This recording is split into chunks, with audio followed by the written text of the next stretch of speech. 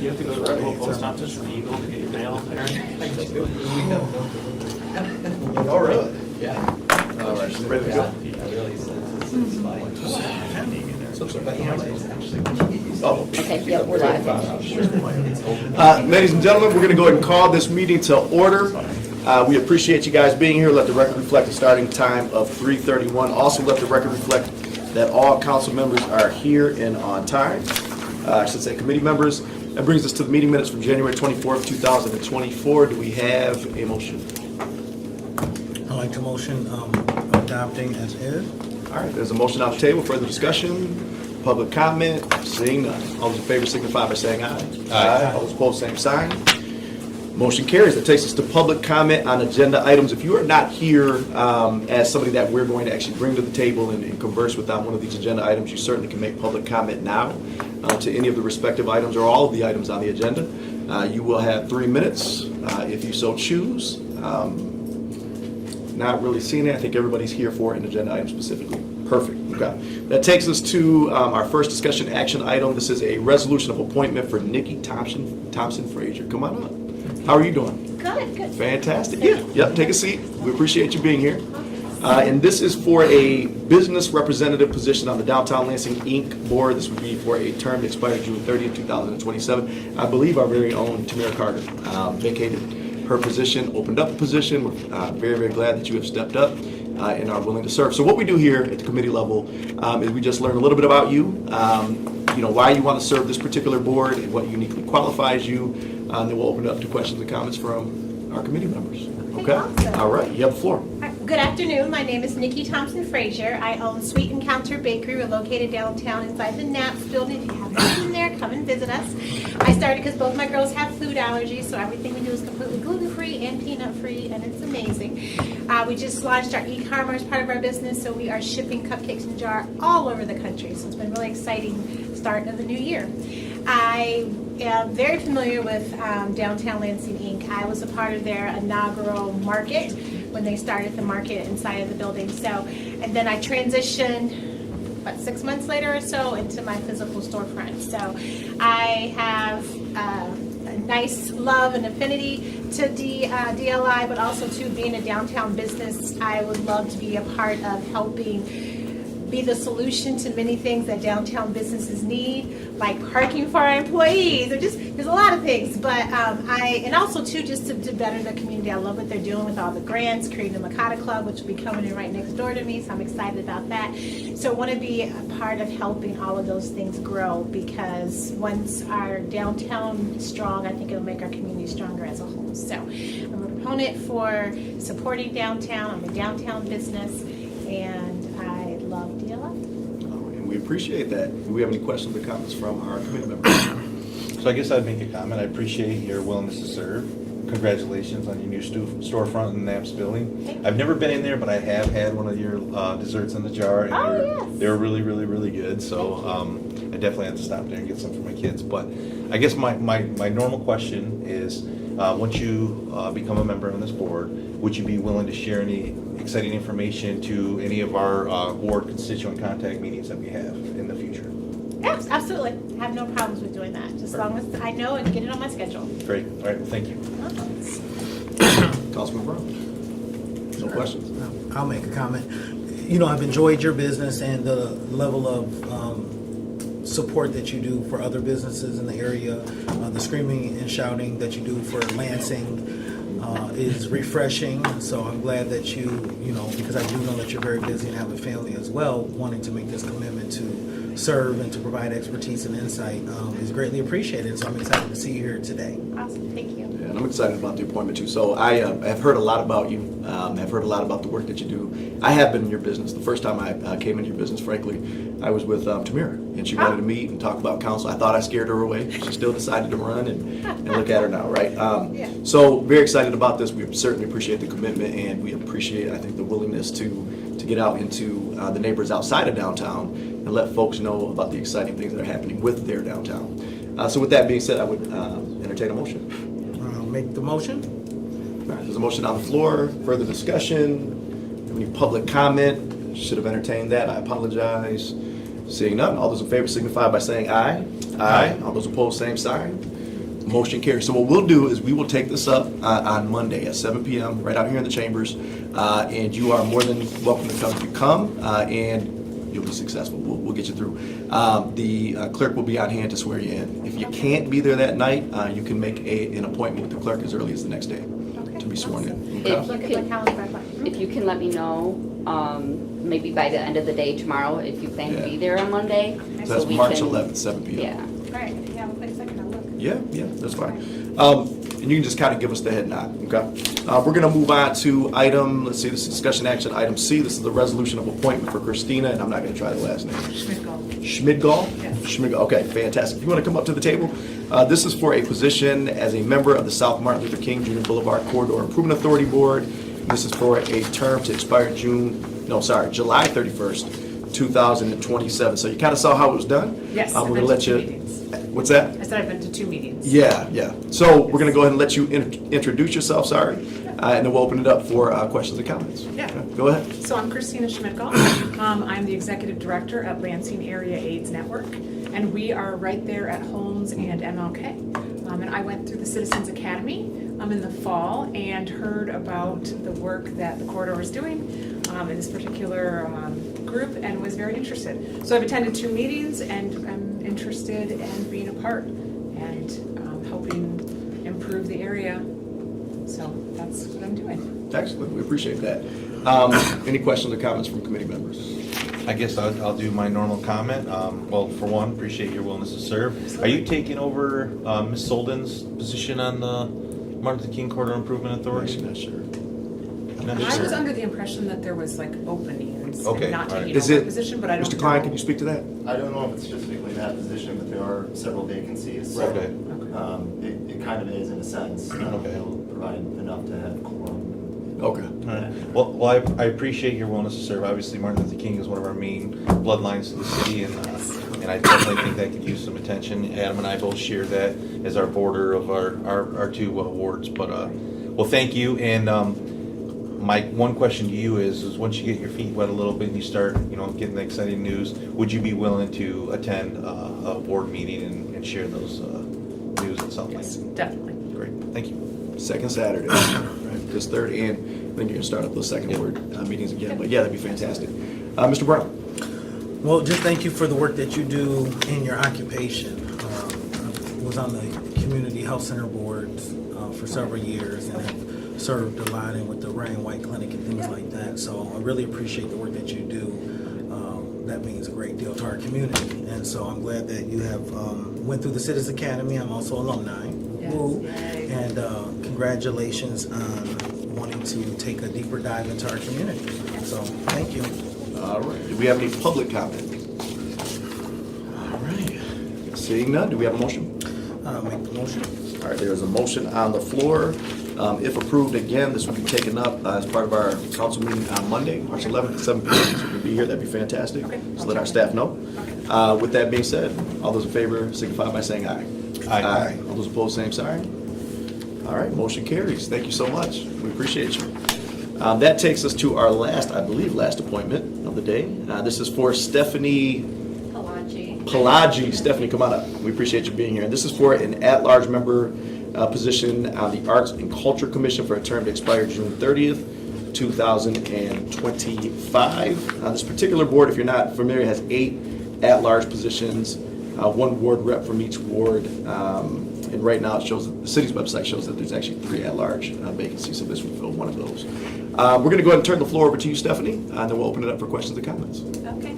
I don't know how much background you want, but I'll just say I'm originally from Montana. I moved to Lansing in 2004 to go to graduate school at Michigan State University, and I did an MFA in painting in 2007. And I've been working at the MSU Museum since 2009. So I'm very interested in promoting arts and culture. And I also do my own paintings. I recently had a show at Reach last December. So I'm just really interested in being more involved in the arts community in Lansing. And I met and talked with Andy Shore at an art opening in April at the MSU Museum, and he thought that this might be a great way for me to become more involved.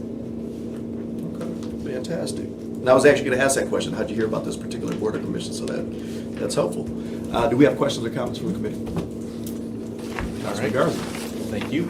Well, appreciate you being here. Appreciate your willingness to serve. I mean, obviously, I looked over your resume and well prepared and obviously qualified to sit on this board. So thank you. And like I asked the previous people before us, would you be willing to come to any of our constituent contact meetings and share any of the exciting news coming out of your board? Love to. Great. Well, thank you. Appreciate you being here. No further questions from me. Councilman Brown. I'd like to make a motion. All right, there's a motion on the floor. Further discussion? Seeing and hearing none. No public comment. All those in favor signify by saying aye. Aye. All those opposed, same sign. Okay, so same thing. Monday, if you are available at 7 p.m., we can take that up that night and actually get you sworn in. If not, we'll still take it up. We can schedule as early as the next day. Do you know now if you'll be available? Is this coming Monday? This coming Monday, 7 p.m. 7 p.m. It is my yoga night, but I could. It's totally up to you. You do not have to be here. It's up to Okay. you. Well, if it's, I don't know, is it important that I be here or? That really is up to you. It's up to Okay. you. It's up to your family. Sometimes folks like to come down and get pictures and things like that. So totally up to you. Okay, can I think about it? Absolutely. Just contact your office. All right, Okay. thank you. All right, thanks so much. All right, folks, that takes us to item, let's see, let me get back to my agenda, I apologize. Is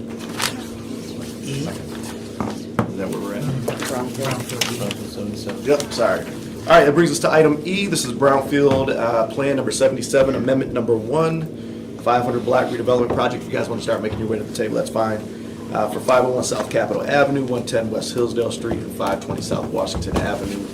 Just as a quick recap, we did have Chris Klein and Dave Van Haren from Triterra, along with Dominic as well. At our meeting on the 12th of February, we had a public hearing on February 26th. The matter was referred back to DNP, and so that's why we're here today. The amendment, and I'm just going to recap very quickly. Amendment revises Phase 1 to 172 residential units, up from 160 with a reduction of 5401 commercial square feet of space, some of which was used for residential storage, and the addition of Phase 2, which is the development, of the nearly 51,000 square foot public music and arts facility space along South Washington Avenue.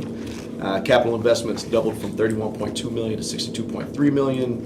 Includes $800,000 for private investment, $30 million for public investment. Eligible activity costs increased from about $9,798,000 to nearly $21,000, not quite. The duration of the plan is extended from the max of 23 years to the statutory maximum of 30 years. And then lastly, the total tax capture will go from 11 million to just under 22 million. Chris, before we deliberate and move this out for final consideration, do you have anything to add? I just wanted to provide some context and some additional information. Sure, that's I know fine. there's some questions about how it operates with between the public and private capture. So I have like a chart here that shows the impacts there. You have one for Renee, but Yeah. Thank you. Sorry, it's outside of reach there. I don't know if anybody else would like a copy. But so this shows the breakdown over the course of the 30 years. You know, the green is not captured. Those would be taxes paid and would go through to the taxing units. So the lighter green, those are like the base taxes that will be continuously paid throughout the term of the plan. The darker green is the new taxes that are created and passed through. And then as you get into the blues, that's like the captured values. The first light mark there, the smaller one, is the state brownfield revolving fund, redevelopment fund. And so that's for a period of 25 years. You can see that ends later in the plan. The other is for the Lansing, the local brownfield revolving fund, as well as admin for the Brownfield Authority, and that continues throughout the life of the plan. And so the darker shade is what we project. These are all obviously estimates and projections, but for the developer, for the private developer, for reimbursement. And then as you get into those later years, about a decade on, you can see it's split into that lighter color. That would be then available to support the ovation and eligible activities incurred with that project. So that kind of visually shows the taxes generated by this plan, what's passed through, what's captured. So hopefully that helps. I know there's some questions about how that would function. I just wanted to provide that. And so this shows all taxing units.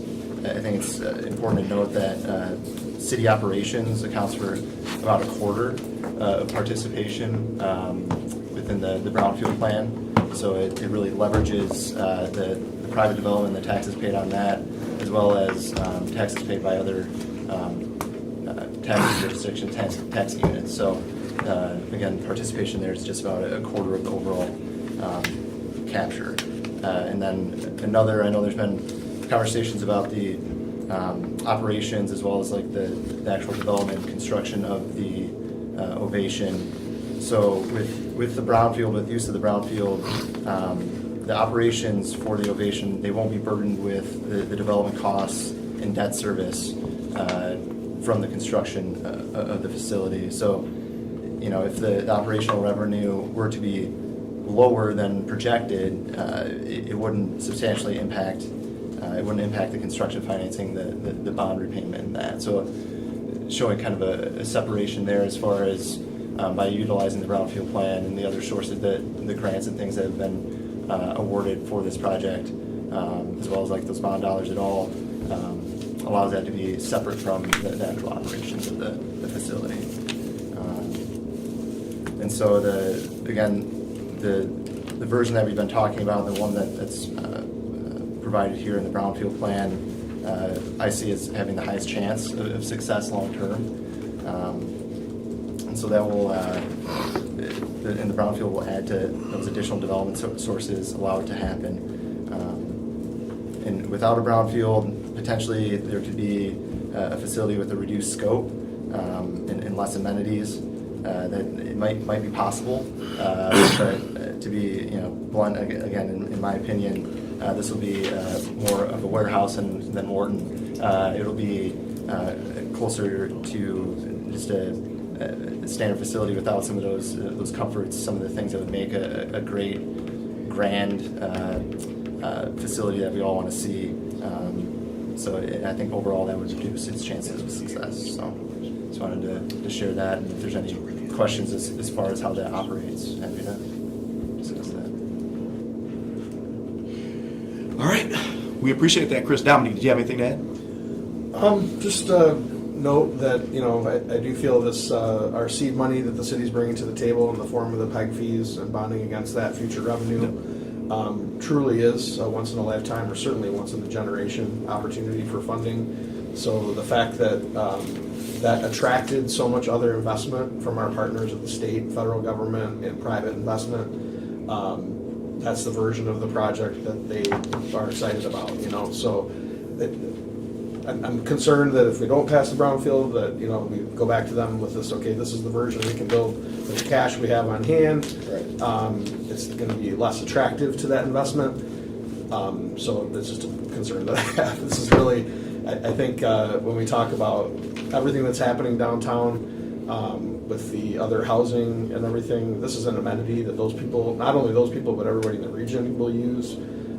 So I think we need to make it a true beacon and a centerpiece for our city. All right, we appreciate that. Do we have committee questions, comments? I just got one, and I know you guys went through this. You versed us very well on this. I guess my one question I thought about recently is, was your plan always to come and ask for a brownfield on this, or is this something that you realized after the fact that maybe you weren't to the level that you wanted to be? No, it wasn't. It was, a lot of the market study and feasibility work we did pre-COVID, the stuff that you see in our nice leave behind piece that we left with funders, demonstrating all the demand for this kind of facility. That was all done pre-COVID. We did engage with our research firm to do a post-COVID analysis to make sure of course, everybody was a little worried, are people never going to want to get together again? We don't know what's going to happen after COVID. We did do that study and research, and we're told that if anything, the demand has increased. So the budget version with those original renderings with the rooftop lounge and all that was originally contemplated pre-COVID. So Since that intervening 4 years, we've had an extremely high inflationary environment, just inflation in general, but also construction trades in particular, material costs. So this is kind of a way, it's a really great opportunity because we know brownfields don't often go to support public projects. It's mostly for private development. Instead of reacting to that in a panicked way, like, oh, we have to go raise more money or come back to council for an increased bond capacity, because we passed the 20 million. Instead of doing that, this is a way to continue to hold those general fund dollars harmless and react to that higher expense that we've developed in this way instead. So it's just to me, it's a smart way to react to that increased cost that we've seen over the last 4 years. So, Thank you. I don't have any further questions yet. Councilman Brown? I'm fine. All right, do we have any public comment on this item? Very quickly, have we talked to, I can never remember if it's Grewal or Greywall, but they opened in October. So you talk about, you talk about market, you talk about making sure that we're up to date with regards to what is actually the demand and what our supply is to meet that demand. How are they doing? So I love that they've been open now because instead of having the study to point to, I can say go downtown on the night they're having a show and see the line around the block. I don't know if you noticed, but Scott Bell from Greywall was present on Monday for the public hearing. He didn't give comment, but I have already mentioned to you guys that we are working closely with them. Okay. We're certainly complimentary, not competitive, and they're excited about this venue. This is the next step they would have taken probably maybe 7-8 years from now. Right. If Greywall was a resounding success, they're looking to they'll actually present content at the Ovation as an independent promoter. So they're looking forward to having a bigger venue open where they can actually put shows on too. So they're doing well, and they're excited to partner with this project as well. So Okay, all right. And then who's the owner's rep on this? So, and because I know I'm going to get this question because I have gotten this question. There was some discussion about potentially putting that back out for bid. Did that not happen? that did not. We did Okay. because of our discussions at council about the potential, because we were possibly going to move forward with the sole source as well with architecture and GC. Sure. Because those firms had done so much preliminary work Okay. that they've already been compensated for. That was preliminary work that was a la carte just to get us to this point. Right. We just took that advice from council and decided to take those out for bid. So that's why those are currently out for bid. Okay. But the contract is in force and valid with Demaxi, and that was in place already. Okay. So, All right. Just wanted to make sure I could answer yeah, the for question. sure. Public comment, Norma. Yes, Norma Yeah, Bauer. I like the arts as much as anybody, but as many times I heard the presenter talk about, in my opinion, and I think, and I see, it seems like a pipe dream to me. Because I know that the rent is studium high all over the place, and the big developers want to get a lot of rent, and they don't want to have the ongoing building and maintenance costs. So I don't see how the people living downtown are going to be able to afford those apartments, and if they can't afford the apartments, they probably can't pay for arts. So it seems like a wicked problem. There's so many variables that you can't really predict what's going to happen in the next 5 minutes, much less 25 years from now. So, and I'm not in your position where I have to worry about money and all that. You pasted it together into what seemed like a house of cards to me, but I don't want to be a Sally Downer, whatever you call him, Debbie Downer. I just, I personally am uncomfortable with it, and I'm not an architect, and I'm not a builder, I'm not a planner, I'm not a budgeteer. This is my opinion as a citizen. And we appreciate that. I know folks are weighing a number of things that lead up to this vote on Monday, and so we certainly appreciate the public input. We've received quite a bit of it, and I think it's been helpful. If there is no other public comment, no other questions, I would take a motion. To move this to council. Yeah, you're just moving the resolution. Yeah, make the motion. All right, there's a resolution. This pertains to item E, Brownfield Plan number 77, the amendment, which is number 1 in regards to this particular Brownfield Plan. Any other questions, comments? Seeing none. All those in favor signify by saying aye. Aye. All those opposed, same sign. Motion carries. See you guys on Monday. Go. That takes us to our last item. This is discussion action item, resolution for introduction and setting up a public hearing. This is an ordinance addition of chapter 887, sections 887.01-887.07, property tax exemption of payment in lieu of taxes for workforce, housing projects. Raleigh, how are you, man? Say that 5 times fast. Good Lord. All I'm right. doing very well. By the time I get here, man, I'm a teacher, so I'm speaking and busy talking day. and saying things all day long, so sometimes I get tongue twisted. But what's going on? Sure. So what we have before you today, and some of the summary I'll give you is, in December of '22, so the traditional pilots you're used to as council is authorized under the Michigan State Housing Development Authority Act. And so in 2022, the state legislature made changes to that act to allow for communities to opt into what they're calling workforce pilot. And the main differences of the traditional pilot and what's before you today is what projects are therefore eligible. And so traditional pilots require some sort of federally aided mortgage or subsidy, traditionally a low-income housing tax credit. And then secondly, the difference is the population incomes and where they're targeted. Again, traditional pilots, you're generally seeing 80 to 60% AMI, if not lower. Workforce pilots, under the current draft that we've presented to you, would allow development projects to receive a tax abatement and serve up to 120% of the area median income. Those are the two major differences between the two. What the state outlines, though, is for Lansing to take advantage of this, or have this in our toolkit, I should say, is council would have to opt in. And so it's not a guarantee that communities can utilize workforce pilots unless they've decided to opt in and set forth that application process. That's what we're asking today, is to allow this to be added to our toolkit and so forth. I'll highlight a couple of the, I think, important changes of the traditional pilot process that I think you would want to know with the workforce. The main difference is there would be no by right 10% that's allowed currently under the traditional pilot that the mayor's office and administratively can be granted. This would require all requests to go through council. Whether that's a 10, a 9, a 4, you name it, council would have to vet and approve all pilot requests. The other additional difference would be we're adding an application fee to this.